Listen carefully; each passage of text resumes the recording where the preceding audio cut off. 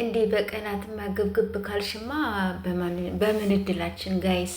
የምር እንደዚህ ቢኒን እንደዚህ አሳብዳ አሁን በስተመጨረሻ ሰዓት እሷ እንግዲህ የመቅናት መንፈስ ይዞታልና ተመስገን ነው ማለት ያለብን። አሁንማ በቃ አሁንም ሀገራችንን ሰርተት አድርገን መቀመጥ ነው ያለብን። እንኳን ለመቅነት አበቃሽ። እሰይ ደግ።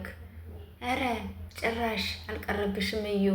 ቢኒጌ ተጠቀቅ፣ እውነቴን ተጠቀቅ። አንተ ልጅ ግን ሰላም ውድ ቤተሰብ እንዴት ናችሁ? ደህና ናችሁ? ያለው እግዚአብሔር ይመስገን። ይህን ቻናል ሰብስክራይብ እያደረጋችሁ አበረታቱኝ ማለት ነው እና የኔ ውድሽ ማለት ነው። እንግዲህ ዛሬ ደግሞ በቢኒ መጥቻለሁ። እንግዲህ ቢኒም ራሱ ያው እንግዲህ ለማሳበድ እሱ ራሱም እየሞከረ ነው ያለው። እሷም ተንኮል ደግሞ ተንኮል አይደለም እና እንግዲህ ከእሷ ገና ብዙ ነገር ሴራ ትሰራዋለች። ገና ብዙ ነገር ይጠብቃል ቢኒ ማለት ነው።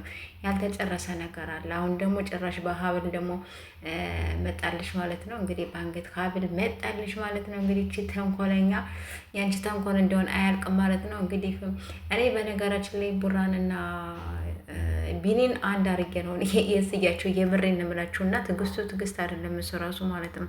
በጣም ነው የማደቅ በነገራችን ላይ ቢኒ ማለት ነው። በጣም ጎበዝ ነህ፣ በጣም ታጋሽ ነህ እና ቢኒ በርታ፣ አይዞ እያሉ በጣም ብዙዎቻቸው የሚያበረታቱ ነው ያሉ። እንግዲህ እዩን ደግሞ ሁሌም ስድብ ነው ለሷ እንግዲህ የሚከተላት ማለት ነው። ስለዚህ ጥሩ ሰው ሁሌም ለዛ ሰው ጥሩ ሰው ነው የሚገባው ማለት ነው። መጥፎ ከሆነም ደግሞ ሁሌም ሰው ደግሞ በመጥፎ አድርጎ ነው የሚያዩ ማለት ነው። እና እኔ ራሱ ጎበዝ ነህ አደንቃለሁ ብዬ ነው የማስበው ማለት ነው። እና ተጠንቀቅ ቢኒ፣ ከእንደዚህ ያለ ነገር ተጠንቀቅ ነው የምልህ። እንኳን ለመቅናት አበቃት ነው የምለው።